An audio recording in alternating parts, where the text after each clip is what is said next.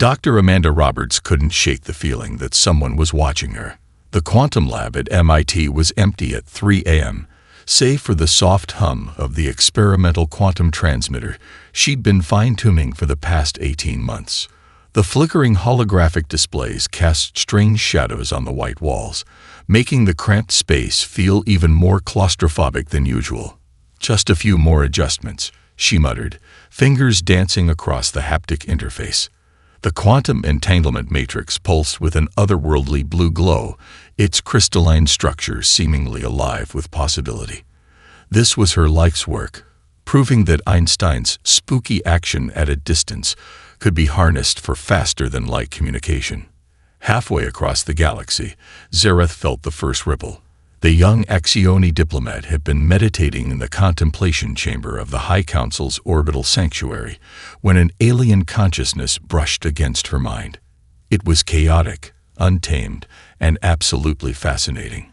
In 50,000 years of Confederation history, no species had ever achieved quantum resonance without first mastering telepathic communion. The sanctum's warning crystals began to chime. Within moments, the chamber filled with the ethereal forms of the High Council's emergency response team. Their translucent bodies shimmed with concern as they detected the anomaly. "Locate the source," First Speaker Valera commanded, her thoughts echoing through their shared consciousness. "This disruption threatens the order." Back on Earth, Amanda's equipment sparked unexpectedly. The quantum matrix was responding to something, generating patterns she'd never seen before. Her heart raced as she realized what she was seeing. Actual quantum coherence across vast distances. It was working. Recording all frequencies, she said excitedly into her log. "The entanglement is stable at 10 to the 9th power, stronger than predicted. This could revolutionize everything we know about physics." The Axioni observation team materialized in the lab, their presence cloaked from human perception by advanced psychic shields. They watched in horror as the primitive human female manipulated forces that, by their understanding, should have been impossible without centuries of psychic evolution. "This cannot be allowed," Second Speaker Tormal projected. "The humans must be contained before they destabilize the galaxy's psychic harmony." But Zareth wasn't so certain. There was something remarkable about the way Dr. Roberts worked, an intuitive understanding of quantum mechanics that bypassed the need for psychic ability entirely.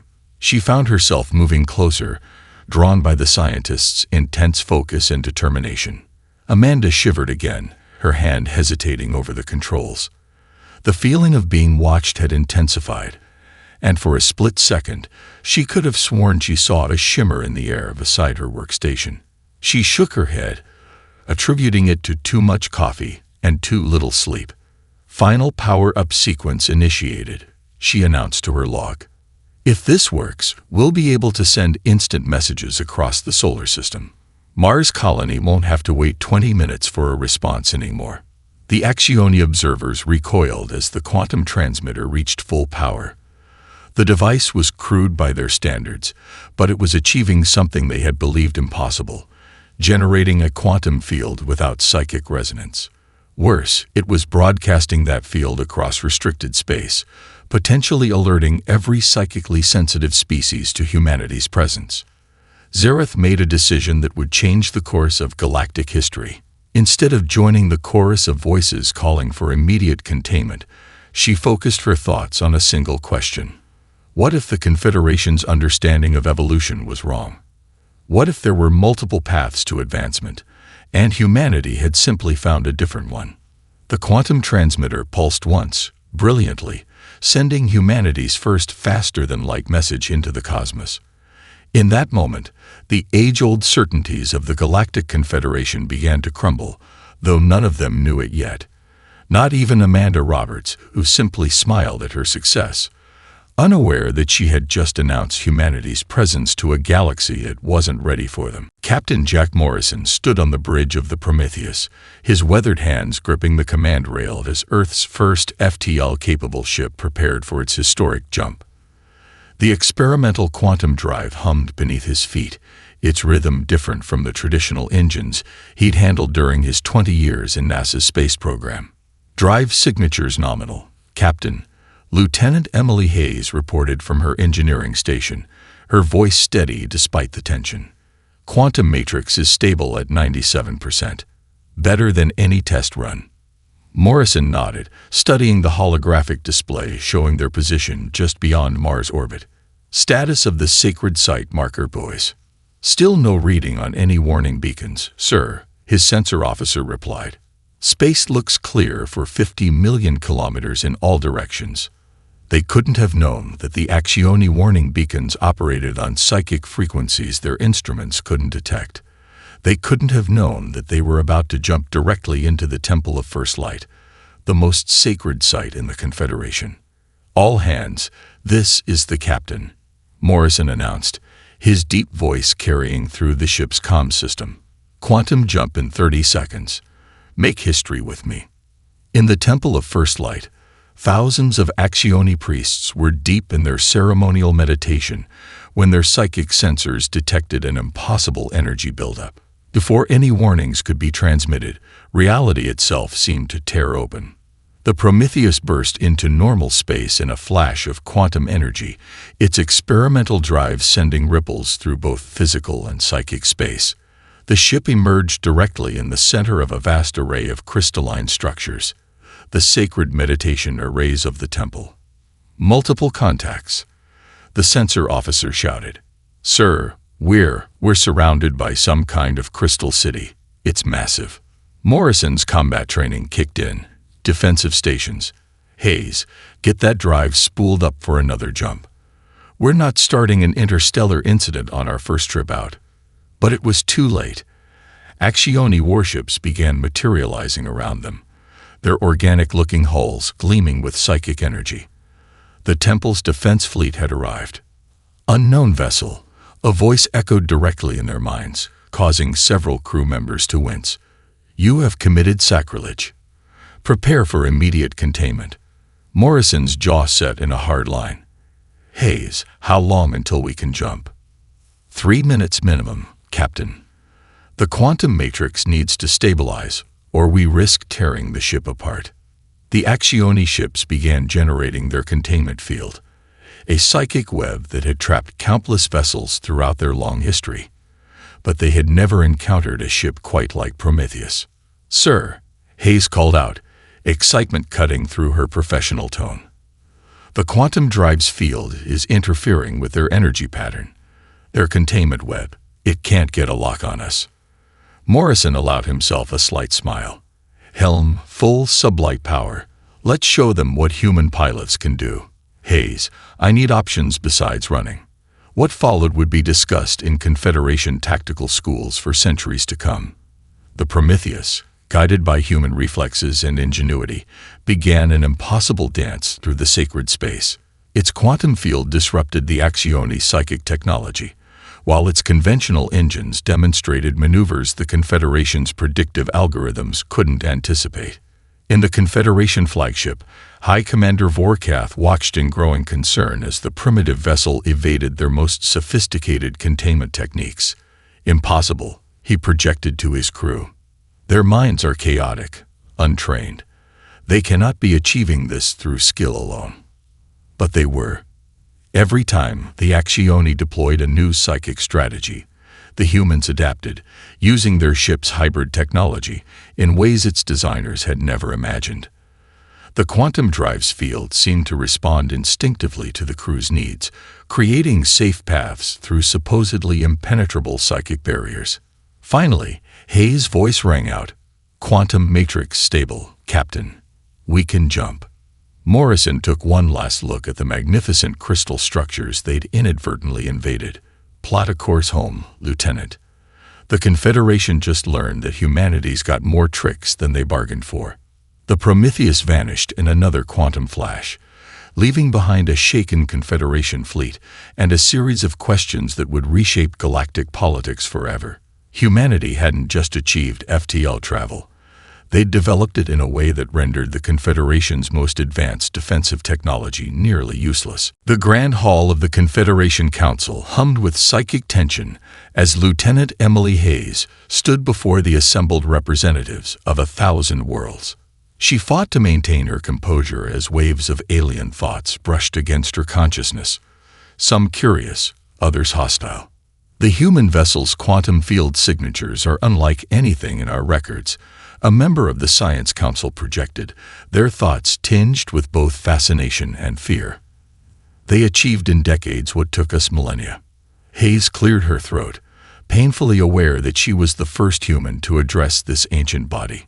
With respect, counselors, the Prometheus's quantum drive wasn't designed to circumvent your defenses.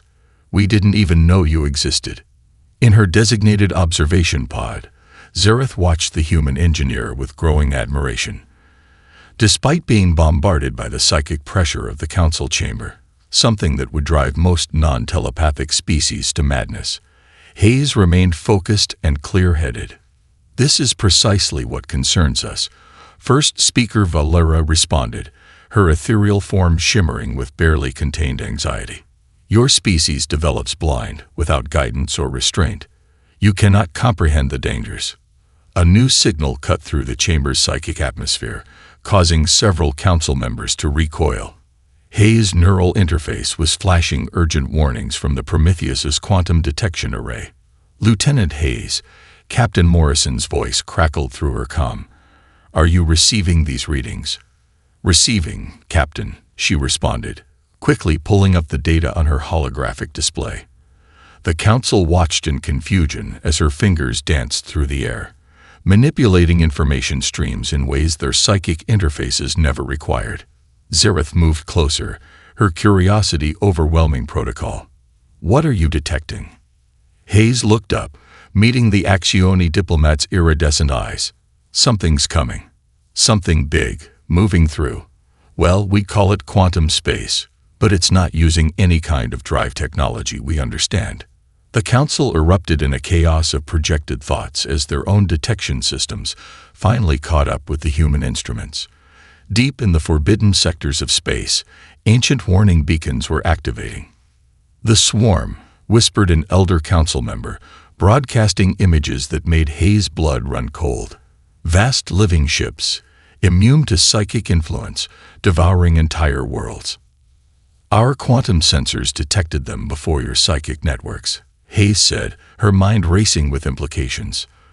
"Their biological makeup must generate some kind of quantum interference pattern that shields them from our abilities," Zareth finished, excitement cutting through her diplomatic reserve. "Just as your quantum drive created disruptions in our containment fields." Hayes nodded, already running calculations. "If we combine our detection methods, your psychic networks have the range. Our quantum sensors have the ability to pierce their shields." We cooled. Enough. Valera's psychic command rattled the chamber's crystal walls. "We cannot compromise our sacred traditions based on primitive human theories." But Zareth had already moved to Hayes' console, her telepathic senses merging with the quantum interface in ways that should have been impossible. The resulting data stream appeared above the council chamber, a perfect fusion of psychic imagery and quantum mathematics. "The humans aren't primitive," Zareth projected, her thoughts carrying the weight of revelation. "They're different. They're chaos, they're quantum interference patterns. They're changing us, evolving us. The young ones in my research group are developing new abilities after exposure to human minds." Hayes stared at their combined work with growing excitement. "And your psychic abilities are affecting our quantum fields, making them more stable, more controlled. We're not just two separate species working together. We're catalysts for each other's evolution," Zareth finished. The council chamber erupted in debate, but Hayes barely noticed. Her neural interface was lighting up with new warnings. The quantum psychic detection grid they'd created was showing something terrifying. The swarm wasn't just awake. It was running from something worse. As arguments raged around them, Hayes and Zareth shared a look of understanding. The real question wasn't whether humanity deserved a place in the Confederation. The question was whether either of their species would survive long enough to see what they could become together. Colonel Marcus "Mad Dog" Rodriguez watched the swarm ships tear through the Confederation's psychic barriers like they were tissue paper. From the Prometheus's tactical station, he had a front-row seat to what should have been impossible: the complete failure of 50,000 years of alien military superiority. Their psychic weapons aren't even slowing them down, Lieutenant Hayes reported, her fingers flying over the quantum interface. The swarm's biological ships are completely immune. Good thing we brought something a little more old-fashioned, Rodriguez said, a grim smile playing across his scared face. Captain Morrison, requesting permission to deploy the Marine Contingent's special package. Morrison nodded, his expression tight. Do it, Colonel. Show them why humanity never gave up on kinetic weapons. The Prometheus's weapon bays opened, revealing rows of what the Confederation had dismissed as primitive projectile launchers. What they hadn't understood was that humanity had been perfecting the art of killing for its entire existence. Deploying tactical nuclear deterrence, Rodriguez announced, his voice professionally calm as the first salvo of enhanced nuclear torpedoes launched toward the nearest swarm vessel. Impact in 3, 2, 1. The space around the swarm ship lit up with the fury of artificial suns. When the radiation cleared, the supposedly invincible biological hull had been shredded by good old-fashioned nuclear fire. By the first light, Zareth whispered from her observer station. Their hulls, they're vulnerable to radiation damage. Hayes was already analyzing the data. The swarm ships use quantum biological shielding similar to our drive field. They can shake off psychic attacks, but physical damage still works just fine, Rodriguez finished, already targeting the next cluster of swarm vessels. Sometimes the old ways are the best ways. The battle should have been a victory lap. The combined human Confederation fleet, finally accepting Rodriguez's tactical advice, began deploying modified nuclear weapons across the battlefield. But the swarm was learning, adapting their biological ships to the new threat. Multiple signals, Hayes called out. They're generating some kind of quantum field, similar to our drive signature but orders of magnitude stronger. Rodriguez saw it before anyone else, a massive swarm ship, larger than the others, diving straight for the Accioni colony below. Its modified hull was already showing resistance to their nuclear weapons. They're going to hit the population center, Zareth projected, her psychic message tinged with horror. Millions of minds. Children. Rodriguez made a decision that would reshape Confederation military doctrine forever. Hayes, I need you to link our quantum targeting systems with the Accioni psychic network. Captain, I'm taking a shuttle. Morrison's eyes widened as he realized the plan. Colonel, that's suicide. Maybe, Rodriguez grinned, already heading for the lift. But these bugs need to learn that humanity doesn't just bring better weapons to the fight. We bring something they'll never understand: the willingness to sacrifice everything for people we just met. The next 3 minutes became legend in both human and Confederation military histories. Rodriguez's shuttle, guided by Hayes's hybrid quantum psychic targeting system, dove straight into the maw of the swarm mother ship. His final transmission was picked up on both standard and psychic frequencies. Let's see how your biological armor handles a miniaturized antimatter reactor going critical. The explosion vaporized the mothership and a significant portion of the swarm fleet. The quantum psychic shockwave rippled through space, temporarily disrupting every swarm vessel in the system. The remaining human nuclear weapons found their marks in that crucial moment, turning the tide of battle.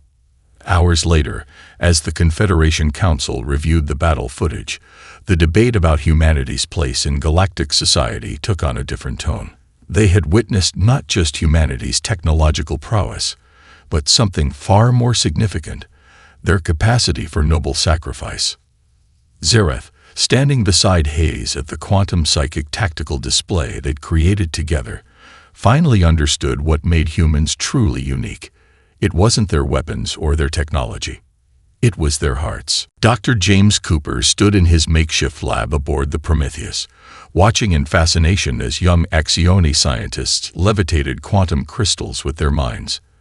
The crystals, normally stable under psychic manipulation, sparked and pulsed erratically in the presence of human brain patterns.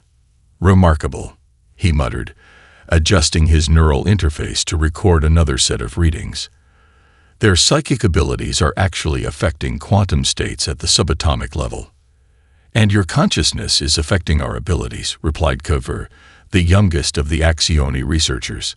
The alien scientist's typically luminescent skin had developed unusual patterns after weeks of working alongside humans. I can sense quantum fluctuations now. It's intoxicating.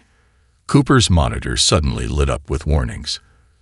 Kavir's body was emanating both psychic and quantum energy, a combination that should have been impossible according to both human and Confederation physics. Hayes, are you seeing this? Cooper called over the ship's comm. Lieutenant Hayes's voice came back excited. Reading it, Doc. The quantum field is synchronizing with their psychic output. It's like they're evolving in response to our presence. The lab door hissed open as Zerath entered, followed by a group of stern-looking Confederation observers. Their disapproval radiated on both physical and psychic levels. This experiment must end, declared Chief Observer Ventil. The contamination is spreading. Young Axioni across 3 sectors are displaying aberrations. Aberrations, Cooper challenged, stepping between them and his research team. Or evolution. Look at these readings. The quantum psychic interface we're developing could revolutionize both our civilization's understanding of consciousness itself. Kavir suddenly gasped, his new patterns glowing brilliantly. The quantum crystals around him began resonating at frequencies that made the Confederation observers step back in alarm. I can see it, Kavir whispered. The space between spaces. The void where the swarm hides. And something else. Something ancient. Watching. Waiting. Hayes burst into the lab, her neural interface synchronizing automatically with Cooper's equipment. We're detecting massive quantum fluctuations. Whatever Kavir is sensing, it's affecting real space-time. The young Axioni's eyes snapped open, now swirling with quantum energy. The swarm isn't attacking us. They're fleeing. The great devourers of the void. They're running from something worse. Cooper's mind raced with implications. The hybrid quantum psychic field. It's not just changing the Axioni. It's giving us, the ability to perceive threats that neither of our species could detect alone. Impossible, Ventil projected. This violates all known laws of evolution. With respect, Cooper replied, his neural interface displaying cascading data streams. Maybe your laws were incomplete. Humanity didn't develop psychic abilities because we took a different evolutionary path. We developed quantum consciousness instead. And now, together, we're becoming something new, Hayes finished, her own neural implants resonating with the quantum field Kavir was generating. Something that can face what's coming. The lab erupted in chaos as more young Axioni began manifesting quantum abilities. The Confederation observers fled, but Cooper, Hayes, and Zerath stayed, documenting every moment of the transformation. The Confederation Council will try to shut this down, Zerath warned, though her own skin was beginning to show similar patterns to Kavir's. They fear change. Cooper smiled, watching as human and Axioni energy patterns began harmonizing across his displays. They can try. But evolution doesn't ask permission. And if what Kavir sensed is real, they'll need what we're becoming. In the quantum-charged air of the lab, human technology and Axioni psychic power continued to merge, creating something neither civilization had dreamed possible. The great experiment wasn't just changing them, it was preparing them for a war unlike any the galaxy had ever seen. And somewhere in the void between dimensions, ancient eyes took notice. The barriers between realities had begun to thin, and what lay beyond them had waited eons for precisely this moment. The true test of this new hybrid power was coming sooner than anyone suspected. Admiral Catherine Steele Kate Winters watched from the bridge of the U.S. Hyperion as her joint Human Confederation fleet executed another impossible maneuver. The massive formation of ships moved with perfect synchronization, human vessels creating quantum corridors, while Axioni cruisers rode the psychic waves between them. "Status on the quantum psychic link?" she asked, eyes fixed on the tactical display. "Stable and strengthening, Admiral," Hayes reported from her station, her neural interface now adorned with crystalline growths that pulsed in sync with the ship's quantum field. The hybrid crews are performing beyond all projections. The fleet had become something unprecedented, a perfect fusion of human chaos and Axioni precision. But that wasn't what kept Winters up at night. It was the reports from Cooper and his research team that haunted her dreams. "Admiral," Zareth's voice carried both sound and thought, "we're detecting unusual quantum signatures from the forbidden sectors. They match Kavur's predictions." Winters' jaw tightened. The young Axioni scientist's visions had been growing stronger, more terrifying. "Show me." The tactical display shifted, revealing tears in the fabric of spacetime. The swarm fleet they'd been tracking was changing course again, running from something that existed between dimensions. "The Council is still refusing to acknowledge the threat," Zareth said, her skin patterns shifting with anxiety. "They claim these readings are contamination from human influence." "Of course they do," Winters replied, a bitter smile crossing her face. "Easier to blame us than admit their perfect order is falling apart." The bridge crew, both human and Axioni, worked in seamless harmony around them. What had started as an experimental joint force had evolved into something more, a glimpse of what both species could become together. "Multiple quantum breaches detected," Hayes called out suddenly. "The swarm, they're trying to seal the dimensional tiers with their own bodies." The tactical display showed the horror in perfect clarity. Swarm ships were sacrificing themselves, using their quantum biological hulls to patch reality itself. They weren't invaders, Winters realized. They were desperately trying to protect the galaxy. "Admiral," Cooper's voice came through the quantum comm. "Kavur's having another episode. You need to see this." In the research lab, Kavur floated in a containment field, his body emanating both psychic and quantum energy. The patterns on his skin had spread, forming complex mathematical equations that shouldn't have been possible. "They're coming," he whispered, his voice echoing across multiple dimensions. "The Void Hunters, the ones who destroyed the creators of the swarm. They feed on dimensional energy, and our hybrid power just rang the dinner bell." Cooper's instruments were going haywire. "The quantum psychic field we created, it's not just changing us. It's changing space-time itself, making it easier for them to break through." Winters watched as more tears appeared on the tactical display. The swarm's desperate attempts to seal them were failing. "How long?" "Days, maybe hours," Cooper replied, his neural interface struggling to process the quantum data. "The Council needs to understand. This isn't about evolution anymore. It's about survival. Send everything to my quantum pad," Winters ordered. "Hayes, prepare the fleet for emergency protocols. Zareth, I need you to contact every young Axioni showing hybrid abilities. The Council won't help." "Fine. We'll build our own army." As if in response to her words, the Hyperion's quantum drive pulsed, its energy synchronizing with the evolved Axioni crew members. Throughout the fleet, similar resonances occurred. Human technology and alien psychic power merging into something new, something powerful. "They call us primitive," Winters said, watching as her crew prepared for what was coming. "Let's show them how primitive humans face extinction-level threats." The tiers in reality grew larger, and in the spaces between dimensions, ancient hunger stirred. But for the first time in galactic history, the line of defense wasn't pure order or pure chaos. It was both evolved together into something greater than the sum of its parts.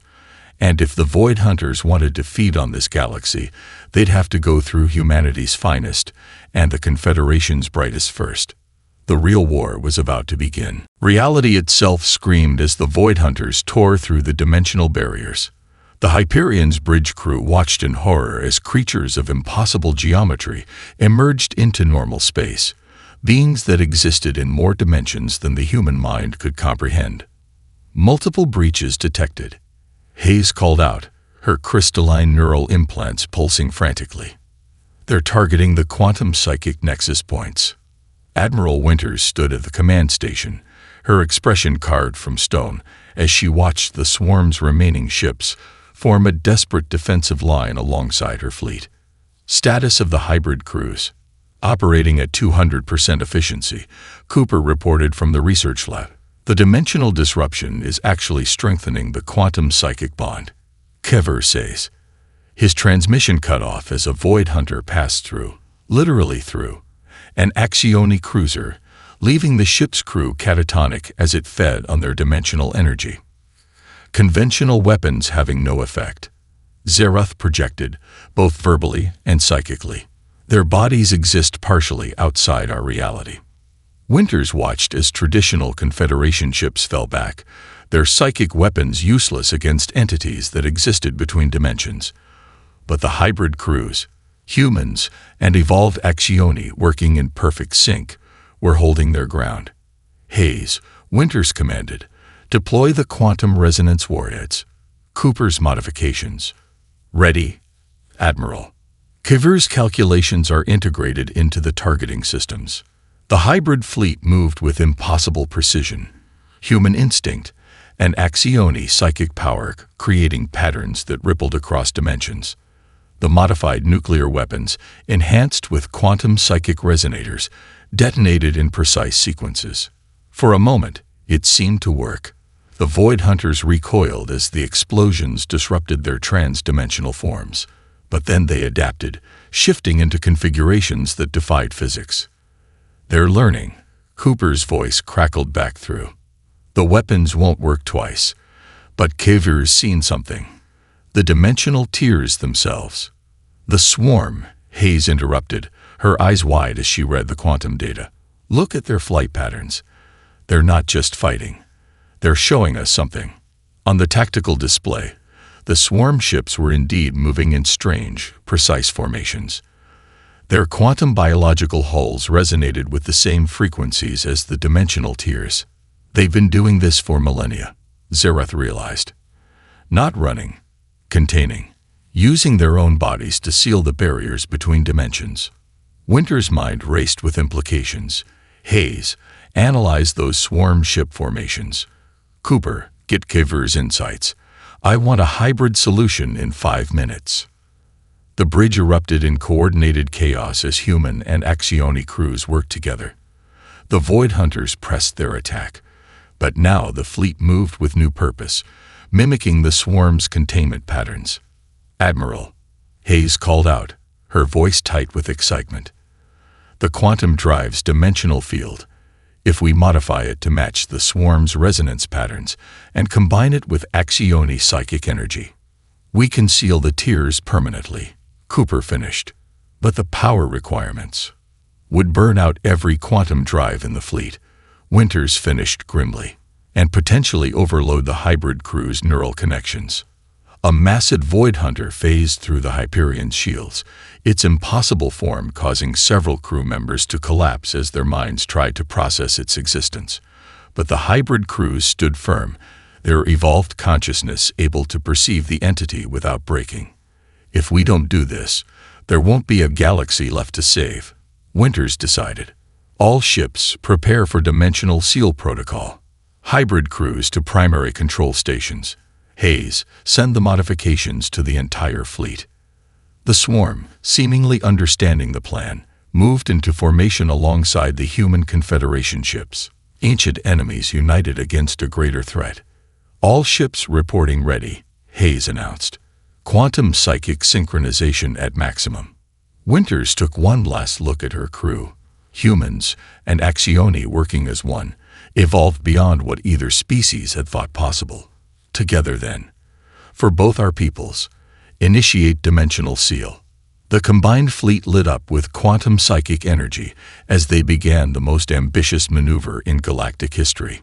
The barriers between dimensions began to shift as human technology and alien power worked in harmony. The Void Hunters screamed across dimensional frequencies as reality itself began to change around them. The universe held its breath as hundreds of quantum drives ignited simultaneously, their energy merging with Axioni's psychic power in a display that lit up the galaxy. On the Hyperion's bridge, Admiral Winters watched as reality itself began to reshape around them. Dimensional seal at 60%, Hayes reported, her voice strained as quantum energy coursed through her enhanced neural interface. The Void Hunters are being forced back, but the drives are reaching critical levels. Across the fleet, hybrid crews pushed their evolved abilities to the limit. Human consciousness and Axioni's psychic power worked in perfect harmony, guided by the swarm's ancient knowledge of dimensional containment. "We're losing ships," Zareth projected, her thoughts tinged with both pain and determination. "The power requirement is too high." Winters watched as vessel after vessel went dark, their quantum drives burning out from the strain. But each sacrifice strengthened the dimensional seal, pushing the cosmic horrors back into their own reality. In the research lab, Cooper and Caver made a desperate discovery. "Admiral," Cooper's voice cracked through the quantum comm, "the seal needs an anchor point, something to maintain it after the drives burn out." The swarm, they've been using their own ships, their own lives, to maintain these seals for millennia. Haver's evolved consciousness reached out across the fleet. "We can do the same. The hybrid crews, our evolved state. We could serve as living anchors for the dimensional barriers." "The cost?" Winters asked, already knowing the answer.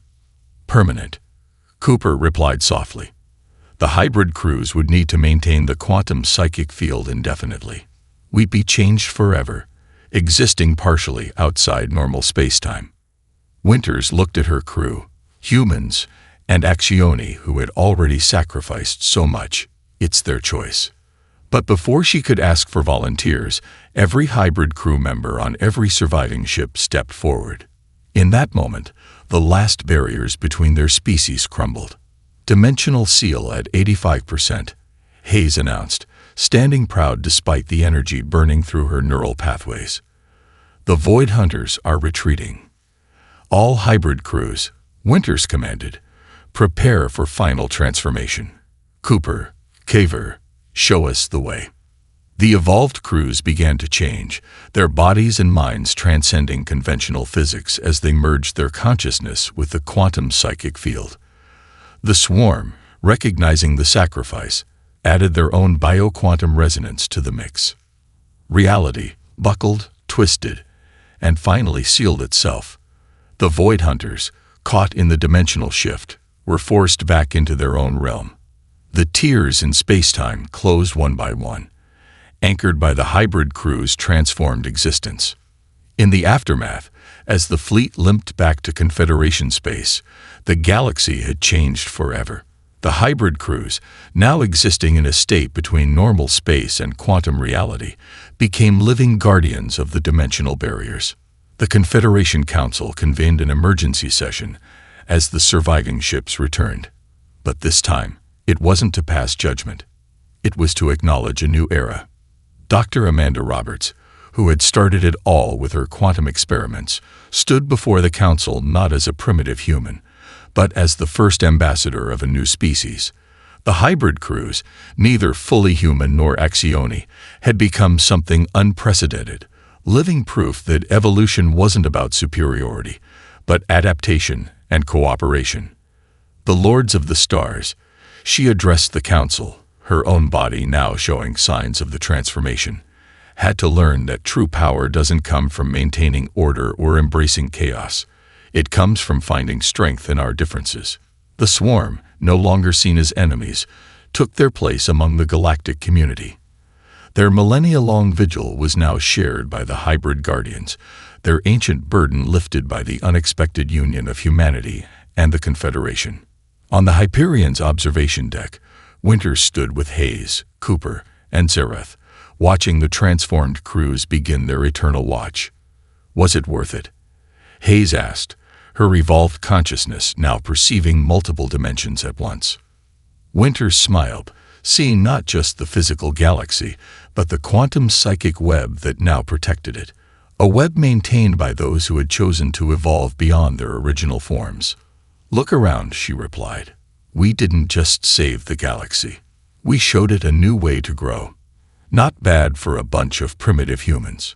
The stars seemed to shine brighter, watched over by guardians who had transcended the very notions of species and civilization, proving that sometimes the greatest victories come not from dominance, but from the willingness to change together.